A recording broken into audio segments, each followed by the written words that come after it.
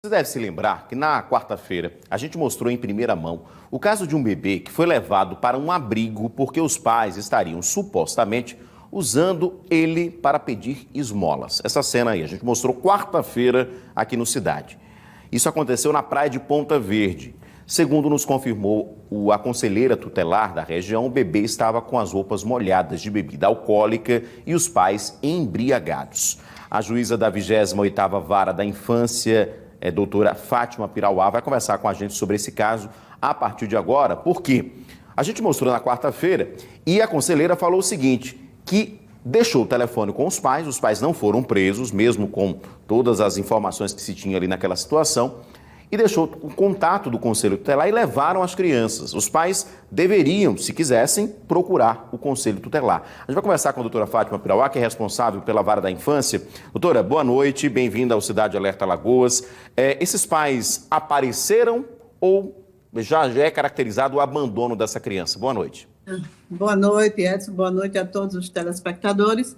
Não, esses pais não apareceram, o processo, né, já está caminhando, o Ministério Público está preparando seu parecer, já encaminhei para ele, para o promotor, e a gente vai aguardar, tem notícias, mas nada ainda do processo, de que são da Bahia e que tem parentes interessados. Se os parentes apresentarem condições de ficar com essas crianças, com essa criança, aliás, até porque os pais não apareceram, né, e eles têm o direito desde que eles apresentem condições. E eu sempre digo, as políticas públicas precisam funcionar, né, também para proteger as famílias que estão desestruturadas. Mas no caso deles, né, que apresentaram excessivo uso de bebida alcoólica, só se eles se tratarem é que poderão ficar com essa criança. Se não, e nenhum parente se dispuser e oferecer condições de cuidar bem dessa criança, essa criança será, com certeza,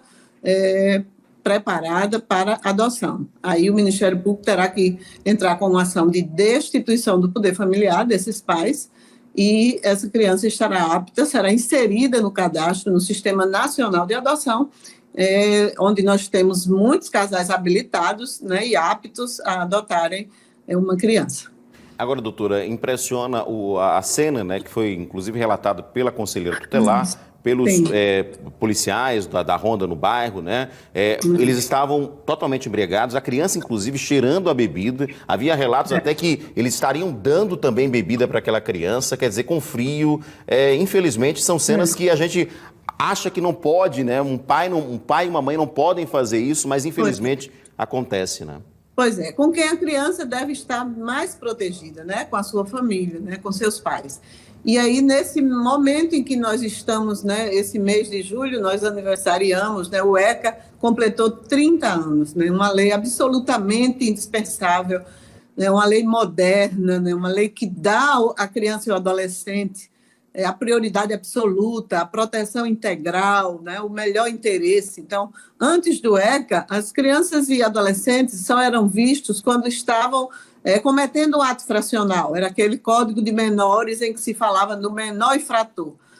Depois do ECA, né, com a edição do ECA, passou-se a entender a criança e o adolescente como sujeito de direito. E aí a família, o Estado, né, o poder público e a sociedade precisam proteger as crianças de qualquer ato, né, como um ato desse, né, e a população fez corretamente, né, fazendo a denúncia, né, e a equipe do Ronda no Bairro, que tem também um trabalho excepcional, protegeu e tirou essa criança das mãos porque pela idade dessa criança ela poderia até morrer, né, da forma como estava sendo tratada. E o Conselho Tutelar, que é a porta de entrada para essas situações. Então, a gente tem uma tristeza muito grande que, com 30 anos do ECA, as pessoas ainda não têm a consciência, né, de que criança e adolescente precisa ser muito bem cuidado. E nós temos, né, o ECA também traz uma lei da possibilidade da mãe, né, do pai, da família que não quer e não pode criar uma criança, de ir na vara da infância e entregar essa criança, de levar essa criança para adoção, entregar espontaneamente, não será julgada, não será condenada. Não é crime entregar uma criança para adoção, é crime fazer isso, é crime abandonar, é crime maltratar, é crime negligenciar. Isso sim é que não pode ser feito, porque a criança tem o direito de ser protegida.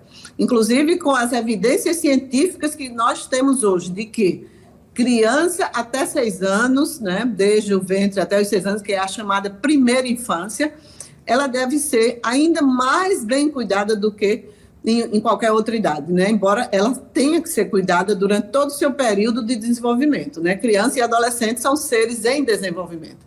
E nesse momento da primeira infância, isso é uma fase crucial para o desenvolvimento, para o futuro desse cidadão, dessa cidadã, desse ser humano.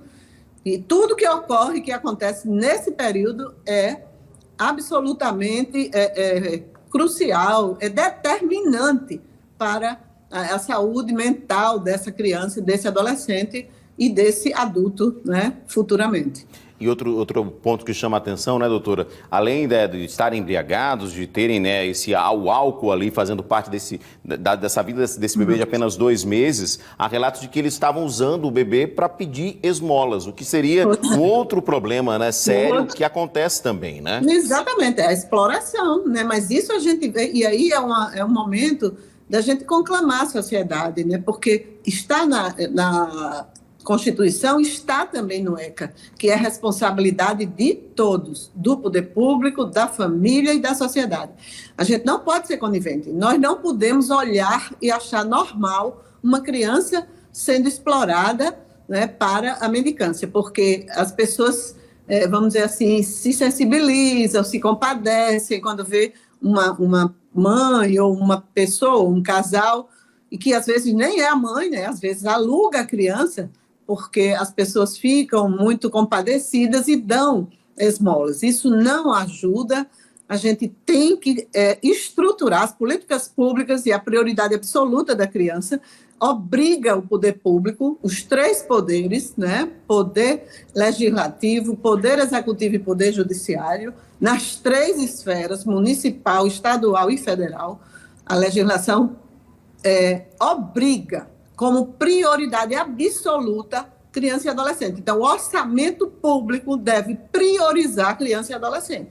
Então, as políticas públicas na questão de saúde, na questão da educação, da assistência social, não pode faltar. E para proteger a criança, você também precisa proteger a família. Então, se essas famílias que têm situação de vulnerabilidade social, que precisam do apoio dos poderes públicos para manterem e cuidarem dos seus filhos, manterem sua família organizada e cuidar dos seus filhos, elas devem ser atendidas. Se não, se realmente é negligência, é uso abusivo de álcool e de outras drogas e não aceitam tratamento, porque também nesse ponto é possível recuperar, né, quando as pessoas querem, evidentemente. Já tivemos situações de crianças acolhidas pelo uso excessivo do álcool dos pais e os pais se viram muito tristes quando tiveram seus filhos retirados do seu convívio e aceitaram se tratar. E se trataram, e nós conseguimos fazer a reinserção familiar desses filhos que tinham um vínculo afetivo muito forte com os pais, mas que estavam sendo negligenciados em virtude desse uso abusivo do álcool por eles, pelos 2, pai e mãe. E eles realmente, foi um choque tão grande terem seus filhos retirados, eles não imaginavam que isso poderia acontecer, e aceitaram o tratamento, e aí a gente tem o apoio da rede pública de saúde, dos CAPS, né, o pessoal do CREAS, as nossas equipes técnicas multidisciplinares, tanto da nossa 28ª Vara, como dos abrigos, como do CREAS, né, o serviço social, de um modo geral, tanto municipal como estadual, tem dado uma contribuição para que a gente possa efetivamente cuidar dessas crianças e desses adolescentes. Mas muito ainda há que se fazer. E é bom e é preciso que as pessoas, né, os gestores entendam que isso é prioridade absoluta. Quem não cuida das suas crianças e dos seus adolescentes abre a porta para a delinquência infanto-juvenil e abre a porta para uma sociedade cada vez mais injusta, mais desigual, mais perigosa e menos feliz. Não é isso que nós queremos, com certeza, para todos nós. É verdade, perfeito, doutora. Agora, só para a gente encerrar, no caso desse bebezinho, né, ele está agora numa instituição, está sendo bem cuidado, né? E qual é o prazo agora, por exemplo, para para se aguardar alguma notícia da família até ele ser encaminhado para adoção, doutora? Olha, o prazo máximo que o Estatuto dá é de 1 ano e meio. Prazo máximo, mas isso tem que ser feito o mais rápido possível. Então, vamos aguardar, né, a equipe técnica do abrigo, a nossa equipe também,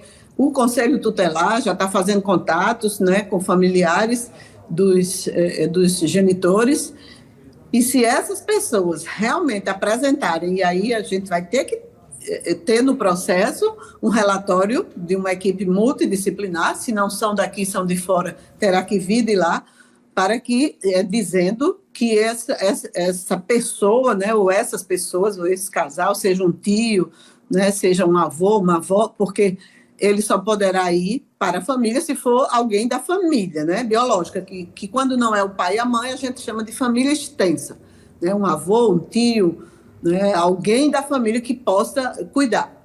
Se isso acontecer, essa criança será entregue a essa pessoa que apresentar as condições, né, suficientes para cuidar bem desse bebê. Se não, será encaminhado um relatório ao Ministério Público e será proposta a ação de destituição do poder familiar. Então, esses pais serão destituídos do poder familiar para que essa criança fique apta a ser adotada e será entregue ao casal da fila, evidentemente. Nós temos, né, mais de 200 casais habilitados para adotar. Então, é que a gente precisa também conscientizar essas pessoas, né, e que não querem ou não podem criar seus filhos, de que isso não é crime. Elas podem entregar essa criança para adoção, mas não devem, não podem absolutamente fazer isso.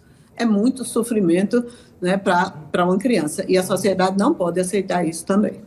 Doutora Fátima Priauá, muito obrigado pela sua participação ao vivo aqui no Cidade. Parabéns pelo trabalho seu e de toda a equipe também nessa defesa das crianças. Boa noite. Nós agradecemos. Boa noite. Pois é, um caso realmente chocante, né? Mas infelizmente muitas pessoas ainda, como disse a doutora, né? Se não pode criar, entregue para adoção, mas não maltrate essa criança que não pediu para nascer, né? Infelizmente, olha só, pequenininha, 2 meses apenas, dá uma dor no coração, mas ainda bem que pessoas boas viram, acionaram a Ronda no Bairro, faz um trabalho realmente excelente, excepcional, e conseguiram resgatar essas crianças. E os pais, até agora, não procuraram, né, exatamente o Conselho Tutelar, essa é a mãe que estava com um bebezinho aí de 2 meses, não procuraram o Conselho Tutelar. Se não procurarem, os familiares não forem encontrados, o bebê vai para adoção.